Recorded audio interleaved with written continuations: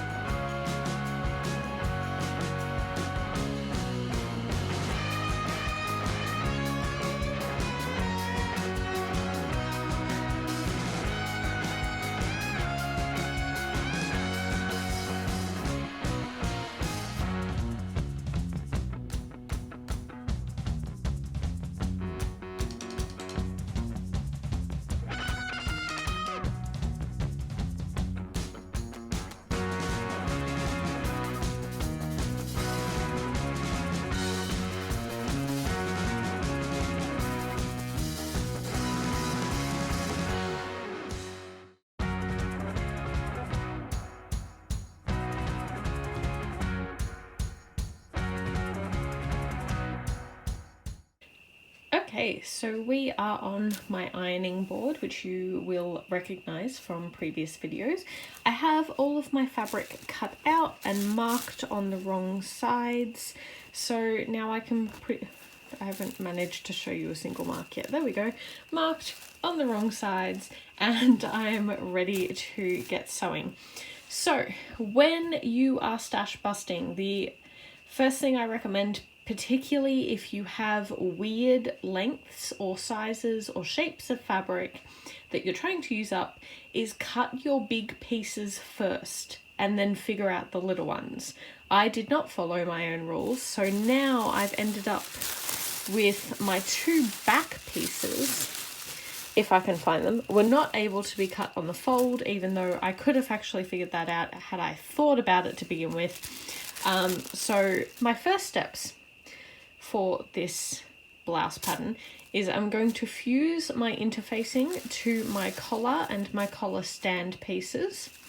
The pattern very handily actually says to trim the corners because each of these pieces is 2 sewn together plus the interfacing, which I am including. If it was a stiffer like cotton fabric, I might not do interfacing, but because this is a really light drapey Tencel twill, I am going to do interfacing. So the pattern recommends to chop off the corners before you interface, that way things are a bit less bulky when you go to turn them out. So that's my plan. So to sum up, first, now that I've got everything cut out, first steps are to fuse my interfacing to my collar piece and my collar stand. And then I'm pretty much going to overlock all of my raw seams, or what will end up being raw seams. So because my collar pieces will actually pretty much all be encased, I don't need to overlock any of them. This Tencel twill is pretty sheddy, so I do want to interface the majority of my seams. I'm going to bind my armholes, because I'm not doing sleeves, because I was really limited with my fabric. I'm going to bind my armholes with some bias binding, so they don't need to be overlocked. It's pretty much just the straight seams on the inside of the shirt. Even my hem will be double folded, and my button placket will also have all the raw edges enclosed. So I'm pretty satisfied that I don't actually have to do a ton of overlocking, which is great because honestly, it's not my favorite thing to do. So yeah, I'm going to go ahead, interface these pieces, and then I'm going to overlock just the long side seams basically of my main shirt pieces, and then I'll be good to start assembling.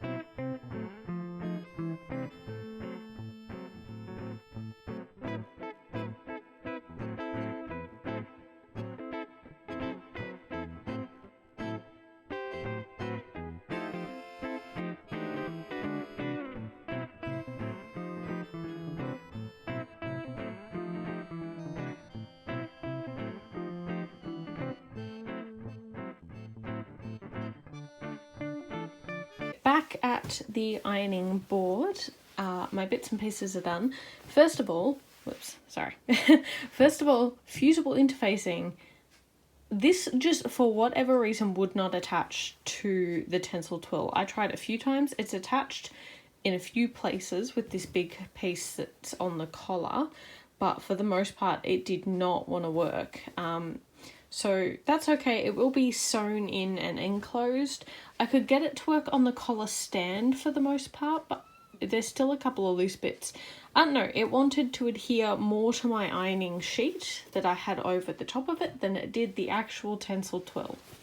So the rest of my pieces, I hope you can see. So I've overlocked the shoulder seams and all the side seams. So the actual underarm seams and the neckline aren't overlocked because that will all be enclosed. So honestly can't be bothered. Overlocking takes a really long time and it's not my favorite bit. But anyway, so my first thing to do will be to sew my back pieces together because, as mentioned, they were cut separately. I did add a seam allowance to them. So in terms of If you ever have to cut pieces on a fold and you can't, that's fine. Just remember to add the seam allowance back into it and then you're fine. So I'm sewing those together, and then I'm going to take what will then be my joined back piece and my front pieces, and I'm going to sew them at the shoulder and the side seams.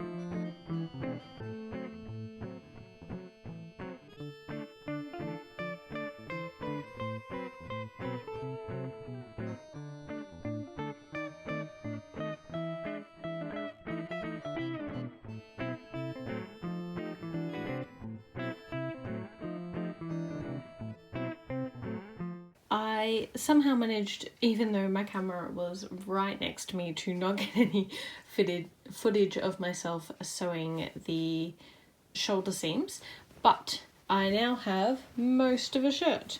So I've sewn my back center seam together, so this is now all acted as one big piece, and then I sewed my shoulder seams.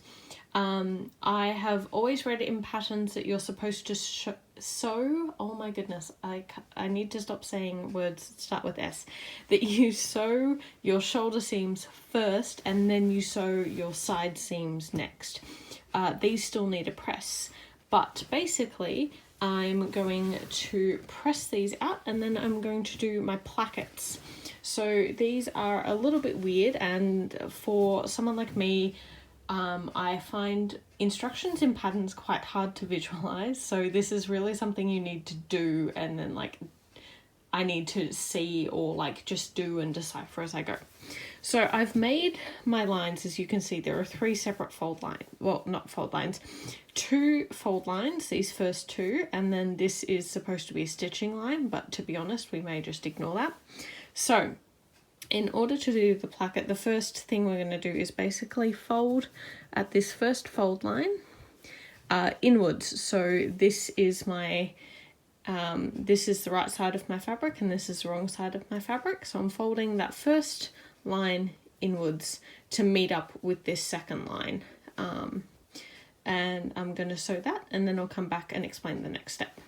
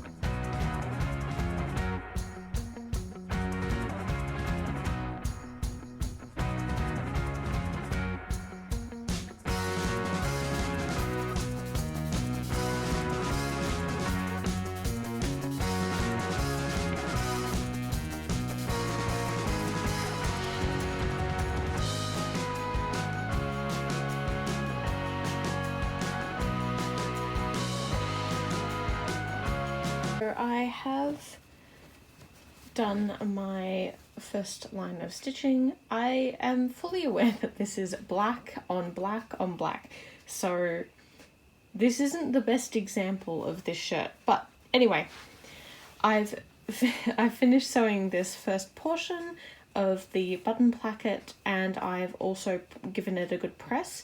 Then I went ahead and actually figured out the length of my shirt and cut off the hem, the rest of the hem where I wanted it.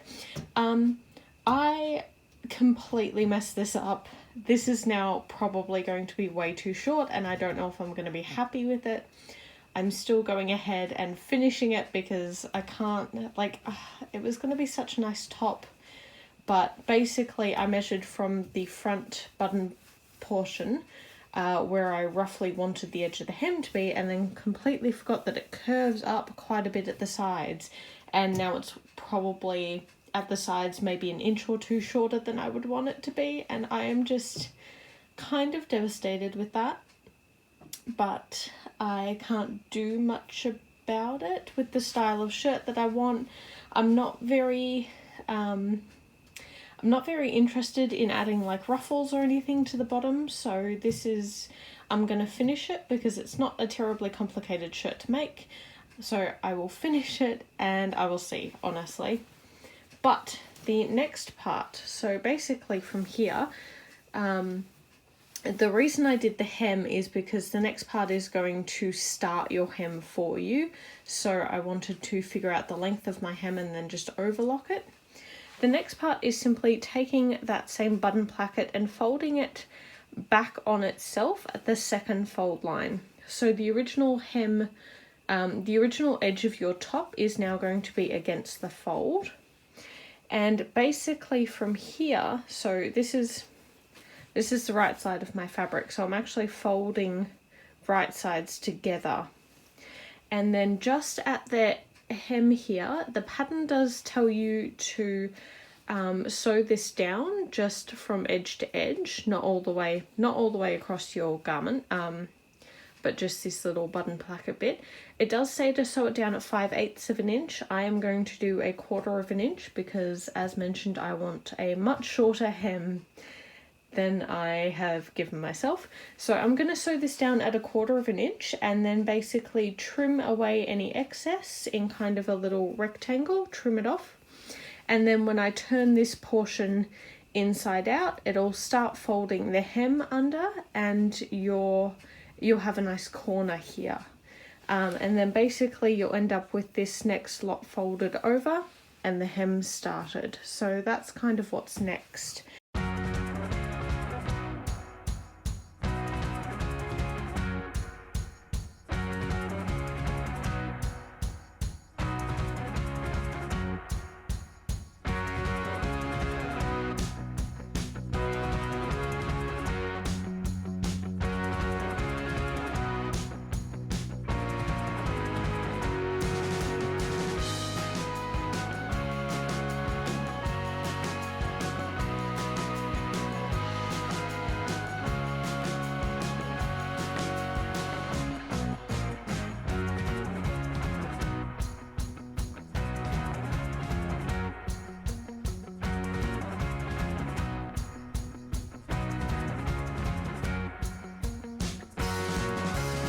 So you can see what I mean. Basically, this corner has been turned back to the wrong side and it's now formed a nice little point.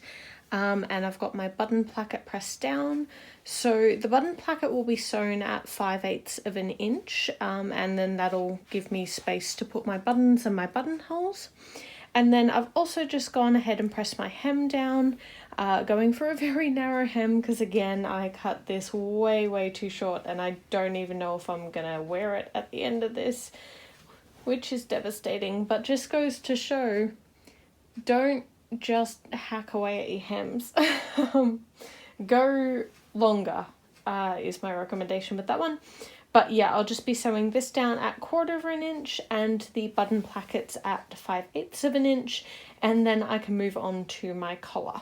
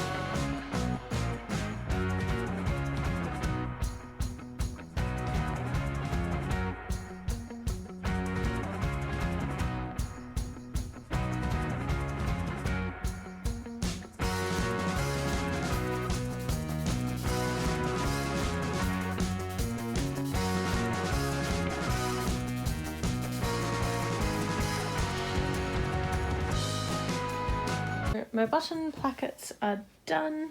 My hem is all finished. I'm still not sure about the length. I actually still need to give it a good press, so I will iron this. The final step for the main piece before moving on to the collar was to stay stitch the neckline. Honestly, I don't know why this wasn't done earlier. This is also what happens when you don't read your pattern all the way through.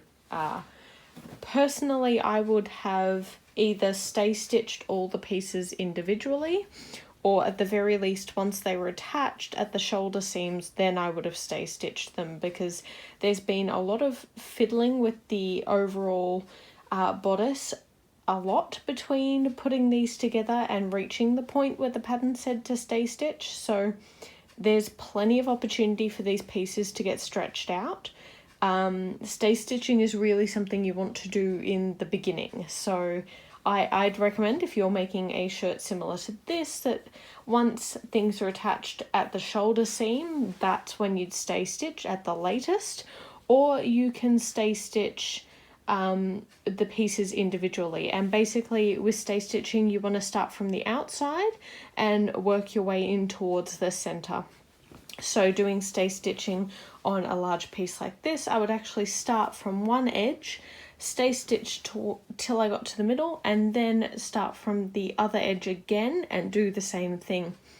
That again just prevents stretching. So it's a bit weird that it waited until now to do some stay stitching, but oh well, it's done now. So now the main portion of the bodice is complete, and I'm moving on towards the collar. So I've got my kind of interfaced pieces. I think you remember me saying the interfacing did not take well to this fabric. This is a Tencel twill, and just for whatever reason it was not happy to adhere.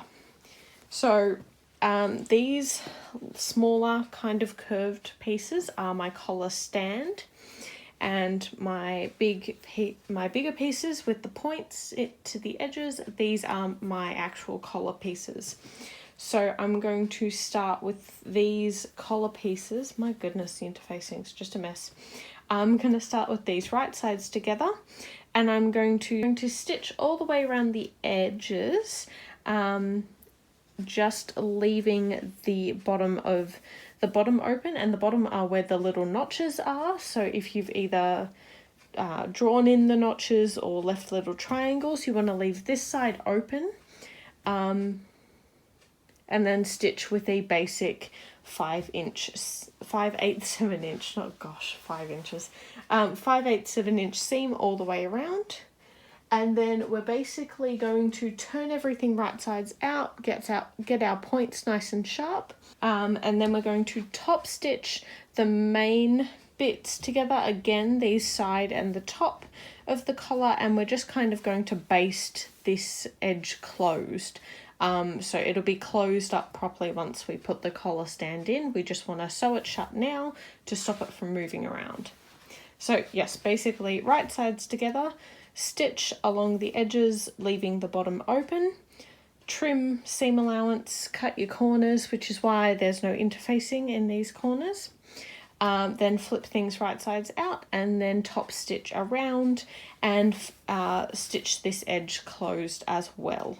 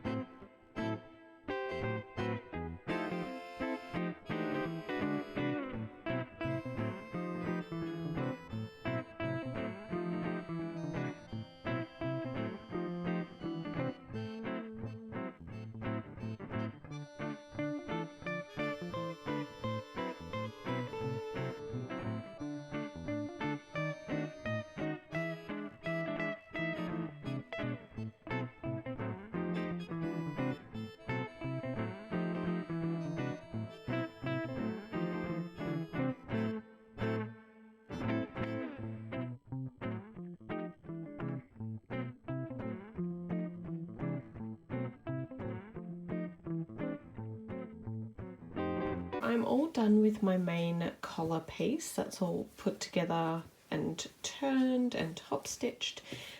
Black on black is not the best way to show you guys how to make this shirt, but there we are. So this is ready.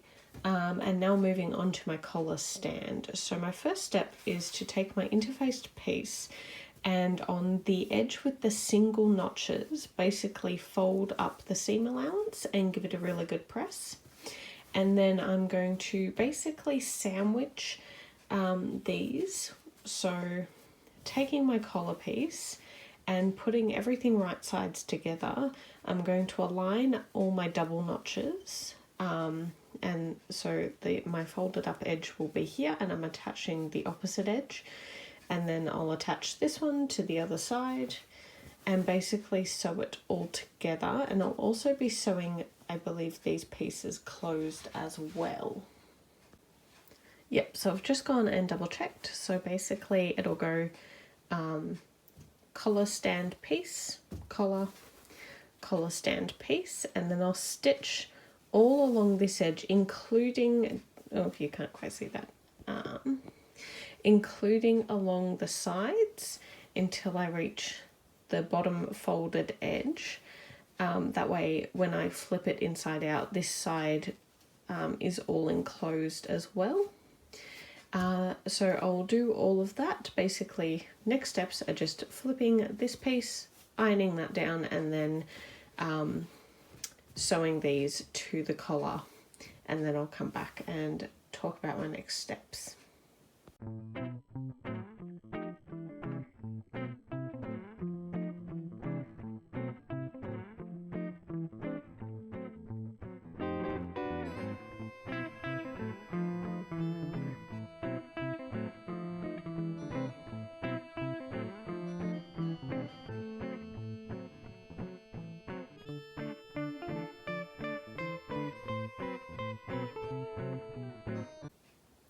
I just went to start sewing. I'm jumping on my machine for the first time this evening, and I found Claudia just curled up underneath my sewing machine, which is very sweet but not very helpful at all. But she is very cute and now mad at me. Okay, that was all.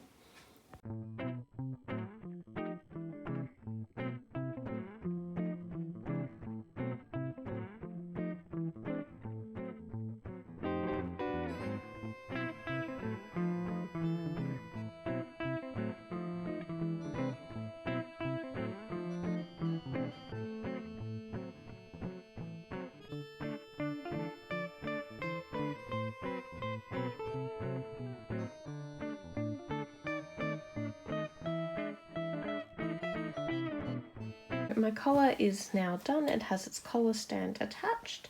And you can see this is where I folded under my seam allowance, and this edge is still raw. Hopefully you can see what I mean about sewing along the edge of this curve. Oops, there we go. Along the edge of this curve section, just to make sure that these seams are enclosed as well. So from here, now I'm going to attach it to my shirt. So this is my top. These are my, here we go, 1, 2 are my shoulder seams, and then I've also got my back seam as well. So when you're attaching a collar, you want to work from the right side of your shirt. And basically, as far as I can tell, the instructions, I'm supposed to be attaching the still raw edge of my collar stand to the shirt. And you use your notches to match things up to your shoulder seams, and it should hopefully align with the edge of your shirt, is the theory when all is done. And that way when you flip it, when this is sewn and you flip it up, you've got this nice raw, this nice pressed edge that you then can just stitch to the inside of your shirt to keep everything nice and tidy, and then your raw seams will be enclosed. So that's the theory, and yeah, that's what I'm going to do next.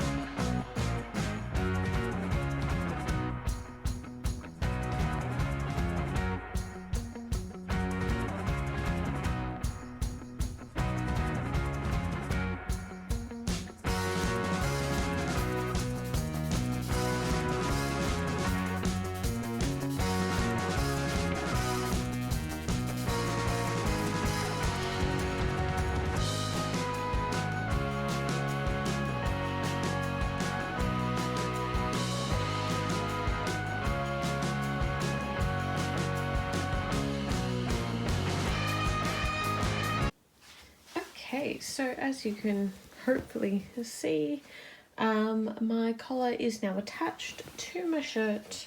This actually took a little while longer than I thought it would because my collar stand was slightly too long for my shirt, and it took me a couple of goes to get it to a point where I was happy with the overlap on each side. So it's not that much longer. It's actually quite bothersome because it almost fits, but it's just a bit too long. So I figure that's okay. It'll be quite easy to just kind of jig that so that it's not very noticeable. But now, basically, well, the instructions, sorry, let me think. I've attached my collar, and then I did go up and press my seam from the shirt up into the collar. And the next step is basically to sew this collar stand piece, which was the one we pressed earlier, over everything to enclose all those raw seams. They recommend that you slip stitch this to begin with. I'm lazy, so I'm just going to go for it and basically edge stitch the entire thing all the way around. I think I might work from the underside. I'd like to top stitch from the right side of the fabric. That way any I don't know if your machines do this, but sometimes my bobbin tail thread gets a bit caught up and you get this weird bunch of thread at the start of your seam, which is very annoying. So I don't like that, but I think in this case, because there's so much going on and there's quite a bit of fabric to keep an eye on, I'm going to work from the underside of my fabric. And all I do is I set my needle to the right side, and then I just go ahead and stitch as I normally, top stitch with my presser foot as I normally would, just with my needle set to the right so that it's a bit closer to the edge. And basically, for this next step, you have to edge stitch the entire way around your collar stand. So your collar is already top stitched, so you don't need to worry about that. It's just the collar stand. And that way this goes along and encloses all your raw edges, and this gets kind of top stitched down to give it a bit more structure and make it a bit sturdier. So yeah, now that's my next step, and I actually think that will complete the bulk of the shirt. And then from there, all we have to do is finish the raw edges of our sleeves, because we're not actually putting sleeves, well, I'm not actually putting sleeves in this one, and then do buttons. So getting to the end of this. I also thought it was very important to give you a Claudia update. She's still quite peacefully sitting here right next to my presser foot. She's very happy and she's going to sleep, so that's all good. We're just going to very, very craftily not show you all of the mess that is my sewing corner.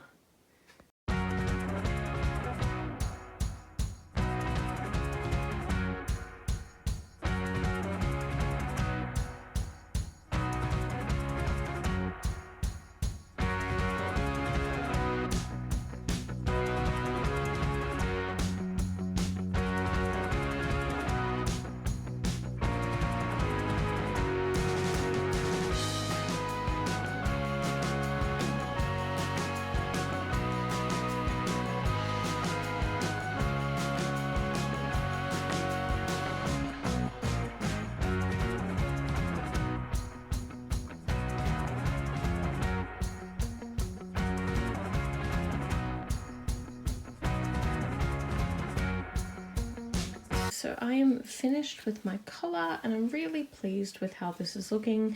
There's a little bit of overhang with that facing on each side, but that's okay.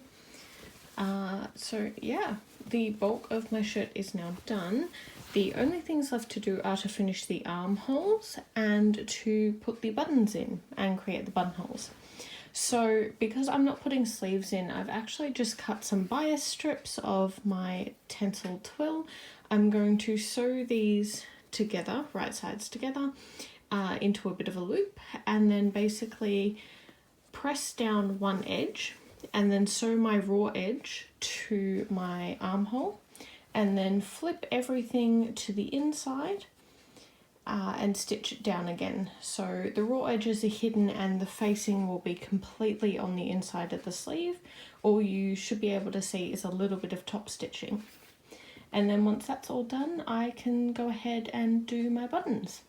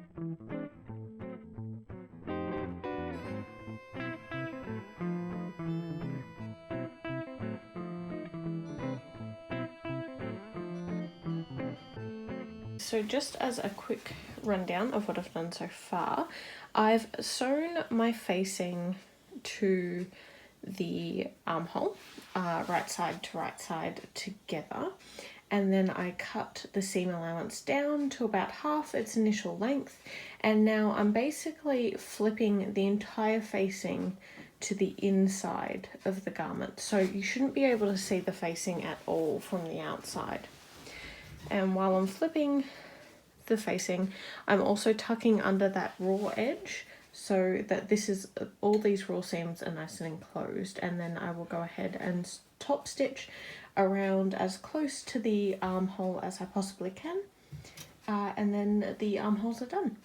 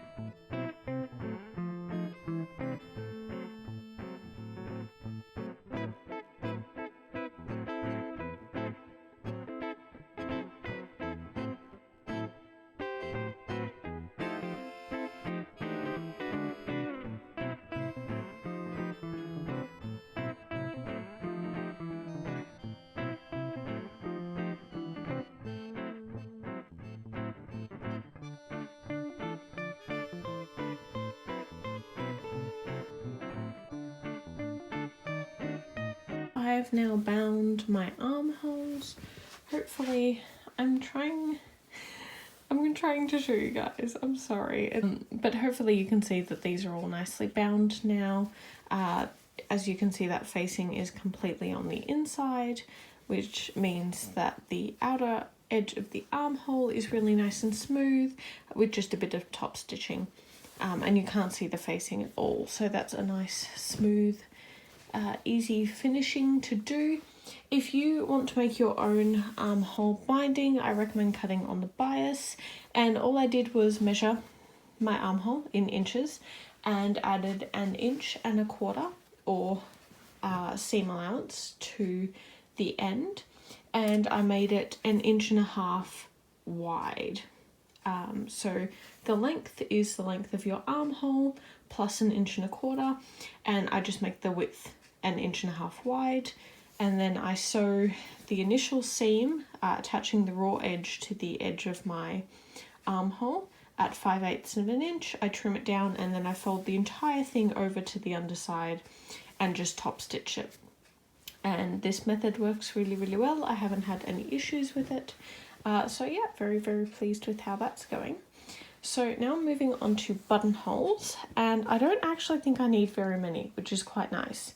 So my next steps for the buttonholes are to take my buttons, which I will show you in a minute, measure them and add 1/4 inch for the length that I want my buttonhole to be.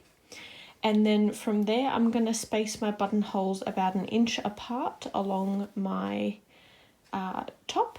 I think I only need 3 or 4 because it's very, very cropped, as I've mentioned. And then once my buttonholes are done, I pretty much line one side up on top, so the buttonhole side gets lined up on top of the other side of the shirt, and I just draw little dots right in the middle of the buttonhole, and that's my button placement. And then this shirt will be all done, and I can show you guys how it looks. Hopefully it looks okay. I think it's actually going to be quite workable. It's just going to be a very short shirt, and hopefully next time I make this I will take more care not to cut it so viciously the first time around. You know, measure twice, cut once, particularly when it comes to length. And these are my buttons. As you can see, they're just little shank buttons. They've got a black fabric covering that actually looks quite similar to the twill on my shirt, which is quite nice, and then just this little silver metalwork bit in the middle, which I think is very cute, and we'll just add a little something extra to what is currently a plain black shirt. So I made a mistake before. You don't add 1/4 inch, you add 1/8 inch. So I can see that these buttons, their diameter is 6/8 inch, so I need to make my buttonholes 7/8 inch to accommodate them. I'm just going to go ahead and mark my buttonhole placement, and then I can get to sewing. I am pretty familiar with my buttonhole steps, but I do recommend testing it out on your machine before you go ahead and sew your shirt, because they can be a bit tricky.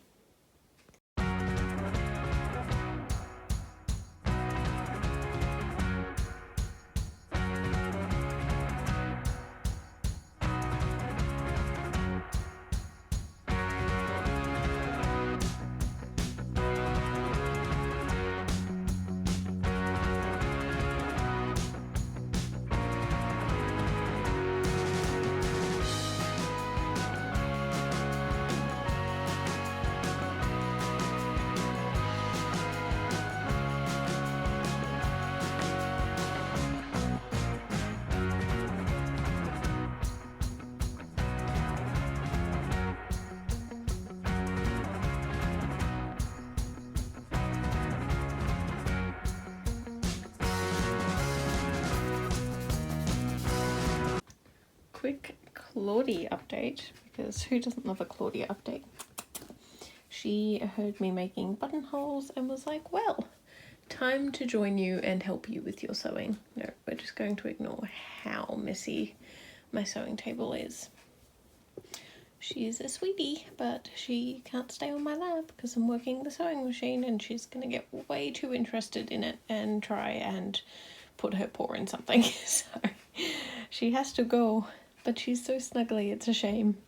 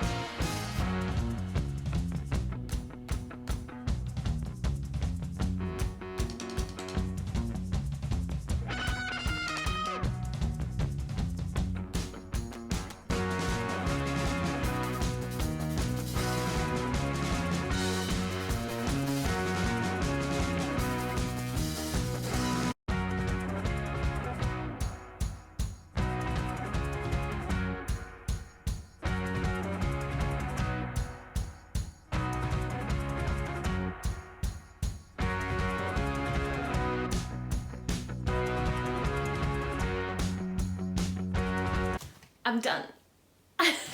So I finished my shirt.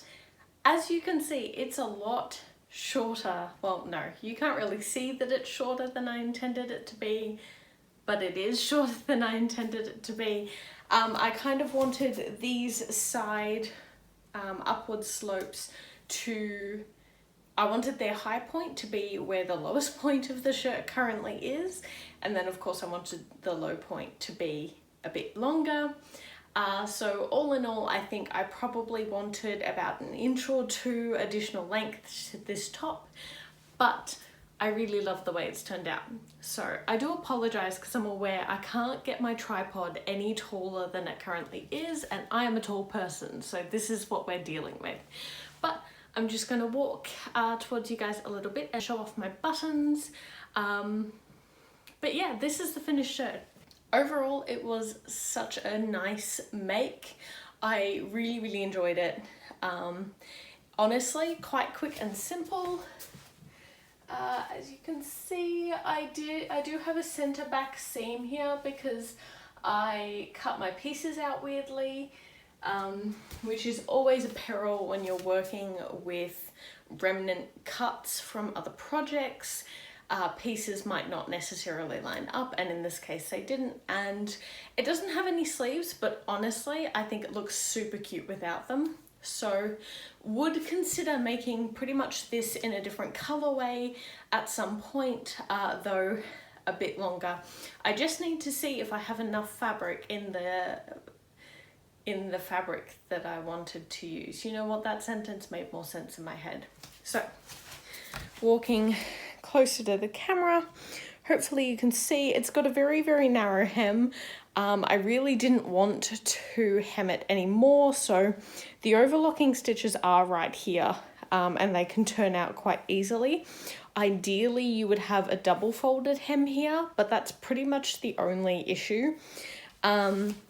When I redrafted the collar, because I actually extended the button placket a little bit, which now that I've got it on, I possibly didn't need to, but I did, and I think I extended the collar stand like ½ an inch more than I needed to.